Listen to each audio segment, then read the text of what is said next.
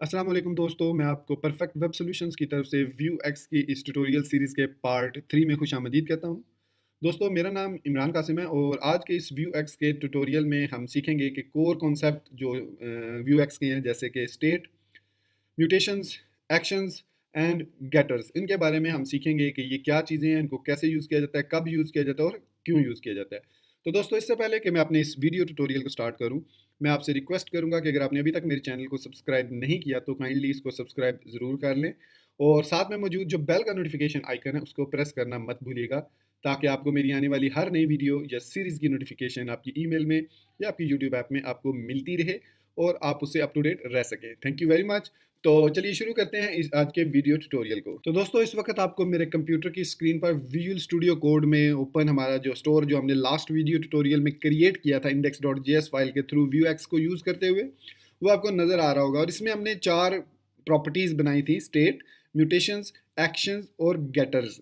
तो दोस्तों, यहाँ पर मैं ये बताता चलूँ आपको कि ये चारों जो प्रॉपर्टीज़ हैं ये आपस में इंटरलिंक्ड हैं। मतलब आप जो स्टेट है उसको डायरेक्टली चेंजेस उसमें नहीं कर सकते। उसको स्टेट में जो भी आपने चेंजेस करनी है वो आप करेंगे म्यूटेशंस के थ्रू, और म्यूटेशंस आप डायरेक्टली कॉल नहीं कर सकते। उसके लिए म्यूटेशन को आप डिस्पैच करेंगे, कमिट करेंगे यूजिंग एक्शंस। फिर उन एक्शंस को आप अपने कंपोनेंट्स के अंदर डिस्पैच करेंगे, तो तब वो म्यूटेशन कॉल होगी और वो म्यूटेशन आपका जो भी स्टेट जिसको आप अपडेट करना चाह रहे हैं वो आप अपडेट कर सकते हैं। चलिए मैं यहाँ पर आपको इनकी क्विकली एक एग्जांपल देता हूँ ताकि आपको मेरी बात की समझ आ सके। तो यहाँ पर म्यूटेशन में मैं एक मेथड बनाता हूँ जिसका नाम मैं रखूँगा अपडेट मैसेज। तो बाय डिफ़ॉल्ट जो म्यूटेशंस होती हैं वो हमारे पास 4 पैरामीटर्स एक्सेप्ट करते हैं, लेकिन फ़िलहाल हम एक ही को यूज़ करेंगे और आगे आने वाले ट्यूटोरियल्स में हम बाकियों को भी देखेंगे कि बाकी जो पैरामीटर्स हैं, जैसे पेलोड है, रूट एलिमेंट है या पेरेंट एलिमेंट है, उनको कैसे हम यूज़ करते हैं। तो यहाँ पर हम इसको पास करेंगे स्टेट का वेरिएबल। तो ये ऑटोमेटिकली इसके अंदर कॉल होता है, स्टेट पास हो जाती है म्यूटेशंस के अंदर। फिर हम यहाँ पर लिख सकते हैं कि state dot message is equal to Vuex updated from mutation. ठीक हो गया।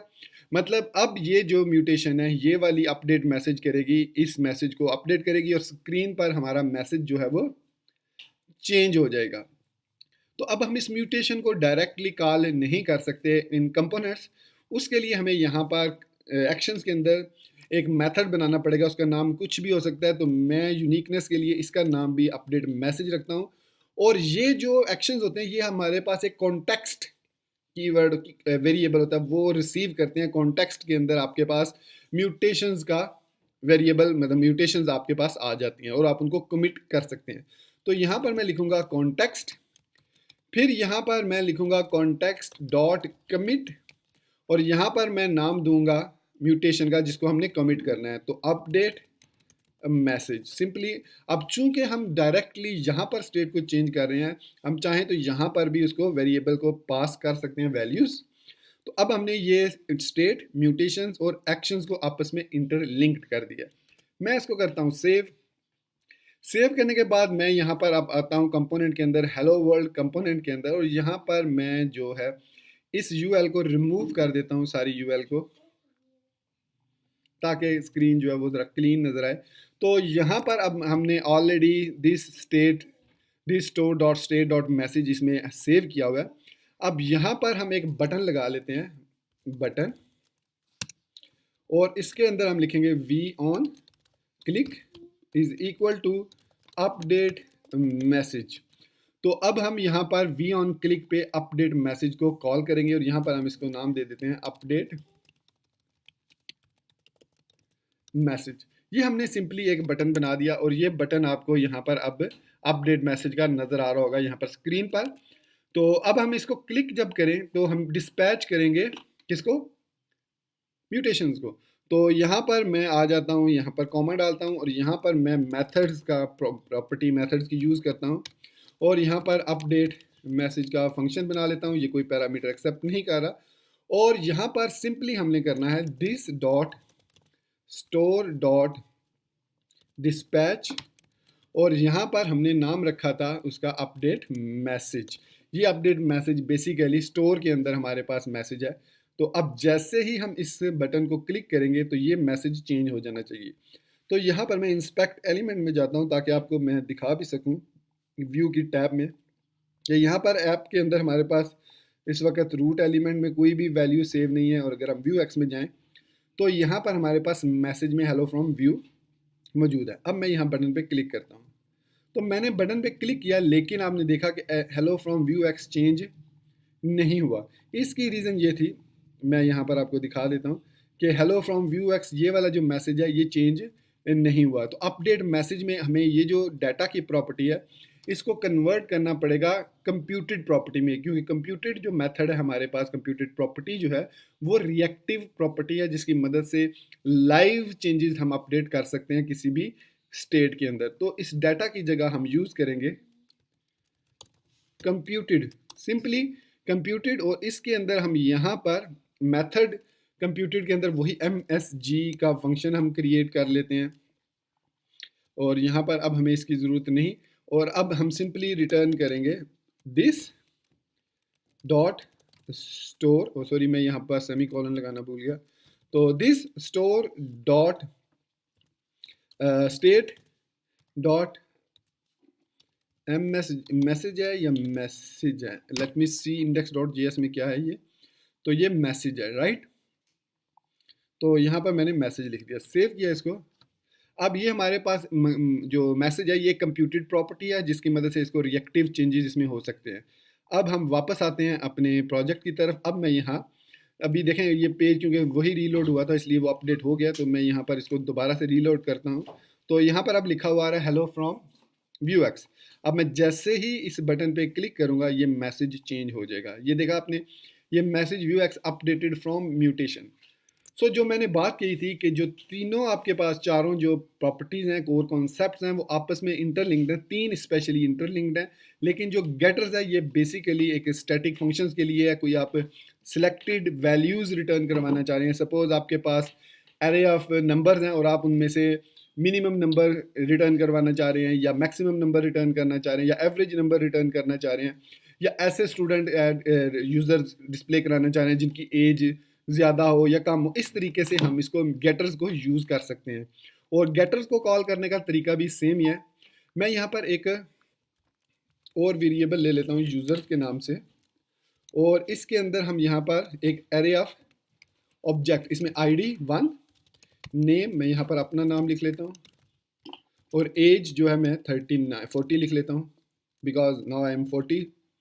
फिर उसके बाद ID 2 और नेम में मैं लिख देता हूँ अदन इमरान और एज, इसकी एज जो है वो 10 है, 8 है, 7 है, सॉरी उसने बताया कि 7 है तो 7 लिखेंगे एज। तो यहाँ पर सॉरी ठीक है, इसको सेव किया हमने। तो यहाँ पर नेम में मैं कॉमा डालना भूल गया। तो ये हमारे पास सपोज 2 यूज़र्स हैं, तो मैं ऐसे यूज़र्स को डिस्प्ले कराना चाह रहा हूँ जिनकी एज जो है वो लेस देन 40 है। तो डेफिनेटली ये 40 है, लेस देन 40 नहीं है, तो ये वाली वैल्यू डिस्प्ले नहीं होगी बल्कि सिर्फ अदन इमरान वाली वैल्यू डिस्प्ले होगी। तो इस मकसद के लिए हम यूज़ करते हैं गेटर्स को। तो सिंपली हम गेटर्स के अंदर एक मेथड क्रिएट करेंगे गेट यूज़र्स के नाम से और गेटर्स के अंदर अब हमारे पास जो वेरिएबल पास होता है, अगर आप देख सकें तो इसमें हमारे पास स्टेट भी पास होती है। तो यहाँ पर हमारे पास स्टेट आ जाएगी। स्टेट के बाद इसके अंदर हमारे पास इसको हम जो है वो गेट यूज़र्स को रिटर्न कर सकते हैं इजीली। तो स्टेट हमने यहाँ पर ले ली और यहाँ पर हम लिखेंगे कि return state dot users dot map और यहाँ पर मैं यूज़र पास करूँगा और मैं यहाँ पर एरो फंक्शन भी यूज़ कर सकता हूँ, मतलब ES6 भी इस तरीके से यूज़ कर सकता हूँ। और यहाँ पर मैं लिख दूँगा user dot age is less than 40। Simply मैंने ये रिटर्न कर दिया। तो रिटर्न कर दिया state dot user dot map user dot age is less than 40। अब इसको कॉल करने का तरीका ये है कि यहाँ पर हम कंप्यूटेड प्रॉपर्टीज़ में एक और वेरिएबल मेथड क्रिएट कर लेते हैं गेट यूज़र्स के नाम से, राइट। तो इसके अंदर अब हम यहाँ पर रिटर्न करेंगे उसको गेटर्स को, तो यहाँ पर हम लिखेंगे return this dot store store dot getters, और यहाँ पर हम लिख लेंगे गेट यूज़र्स। तो यहाँ पर अब हमारे पास इस गेट यूज़र्स के अंदर हमारे पास आ जाएंगे वो यूज़र जिनकी एज लेस देन 40 है। तो इसको डिस्प्ले करवाने के लिए हम यहाँ पर एक यूएल यूज़ कर लेते हैं और उसके अंदर एक एल आई लगा लेते हैं। क्योंकि एरेज ऑफ ऑब्जेक्ट है तो डेफिनेटली हम वी फॉर लूप यूज़ करेंगे, और वी फॉर में लिखेंगे यूज़र इन गेट यूज़र्स, और इसके बाद हम इसको v bind key is equal to user dot I D, ये भी हम बाइंड कर देंगे की को, ताकि उसको रिएक्टिव जो वर्चुअल डॉम है उसको पता चल जाए कि हम किस एलिमेंट को अपडेट करना चाह रहे हैं की मदद से। तो यहाँ पर अब हम सिंपली डिस्प्ले करवा लेते हैं यूज़र डॉट नेम को। तो इसको सेव करते हैं हम। इफ़ एवरीथिंग गोज़ गुड, तो यहाँ पर कोई एरर आ रहा है कि यहाँ पर कह रहा है this dot getter is not a function, this dot store dot getters, let me see, मैं यहाँ पर जाता हूँ vuex.vue.js.org पे, और यहाँ पर गेटर्स वाले में मैं यहाँ पर जाता हूँ। तो यहाँ पर आप देख सकते हैं यहाँ पर फ़िल्टर भी कर रहा है, और इसके अलावा रिटर्न इसको कॉल करने का तरीका ये है स्टेट, और गेटर्स को ये हमने गेट किया तो store dot getters dot done todos, तो यहाँ पर ठीक है।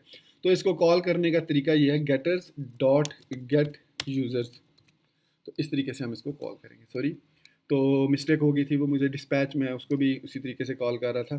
तो यहाँ पर अब मैं इसको पेज को रीलोड करता हूँ, तो देखते हैं कि यहाँ पर अब क्या कह रहा है, the store getters dot get users is not a function. So let me see get users, तो गेटर्स के अंदर गेट यूज़र्स फंक्शन ही है, और इसको हम अगर इस तरीके से कॉल करते हैं तो अब ये ठीक है। अब हमारे पास ये यहाँ पर रीलोड करता हूँ इसको, तो यहाँ पर अब हमारे पास डिस्प्ले होना चाहिए यूएल एल आई में। लेट्स सी एलिमेंट्स में जाके हम देखते हैं कि यहाँ पर यूएल एल आई में एम्प्टी आ रहा है, डाटा नहीं आ रहा। तो यहाँ पर हम ये कर लेते हैं user dot age is less than 40, तो मैप की जगह पे हम यूज़र डॉट, जिस तरीके से इन्होंने फ़िल्टर यूज़ किया है, फ़िल्टर, तो फ़िल्टर कर देते हैं user dot age is less than 40। तो अब इसको रीलोड करते हैं, तो अब आप यहाँ पर देख सकते हैं कि यहाँ पर अब अदन इमरान लिखा हुआ नज़र आ रहा है, क्योंकि हमारे जो यूज़र की डेटाबेस है उसमें अदन इमरान ही है जिसकी एज लेस देन 40 है। इसी तरीके से अब हम अगर एक और यूज़र को ऐड करते हैं यहाँ पर ID 3, अब ये जो हम ऐड कर रहे हैं स्टैटिक डाटा, ये हम किसी API से फेच भी कर सकते हैं। वो नेक्स्ट वीडियो ट्यूटोरियल जब हम फेच करेंगे, तो यहाँ पर मैं लिखता हूँ अरीबा इमरान और इसकी एज है 10,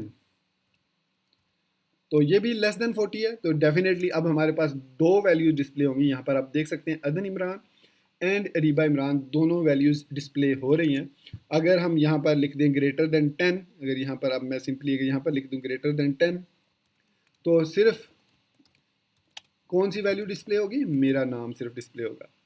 तो आपने देखा कि अब यहाँ पर सिर्फ मेरा नाम डिस्प्ले हो रहा है। तो दोस्तों ये है core concept of using state, getters, mutations and actions. तो एक्शंस को डिस्पैच किया जाता है, कमिट किया जाता है, म्यूटेशंस जो हैं वो डाटा में स्टेट में चेंजेस करते हैं, जो भी आपने चेंजेस करनी हो, और उसके अलावा एक्शंस को हम कंपोनेंट्स के थ्रू डिस्पैच करते हैं। तो ये था हमारा कोर कॉन्सेप्ट, और सिंपल वे में मैंने आपको ये एक्सप्लेन किया। इसके बाद नेक्स्ट वीडियो ट्यूटोरियल में हम देखेंगे कि किस तरीके से हम मॉड्यूल्स क्रिएट कर सकते हैं और इन एक्शन, स्टेट और म्यूटेशंस वगैरह को बेटर तरीके से यूज़ कर सकते हैं। इसमें हम मल्टीपल वैल्यूज़ पास करेंगे, और इंशाल्लाह हम बहुत जल्द इसमें एक छोटा सा शॉपिंग कार्ट का प्रोजेक्ट भी क्रिएट करेंगे यूजिंग Vuex और Vue.js। तो दोस्तों उम्मीद करता हूँ कि मेरा ये वीडियो ट्यूटोरियल आपको पसंद आया होगा, और आप इसको लाइक करना, मेरे चैनल को सब्सक्राइब करना बिल्कुल भी नहीं भूलेंगे। सो गाइस अपनी दुआ में याद रखिएगा। Thank you very much for being with me till end. Take care, अल्लाह हाफिज़ एंड बाय।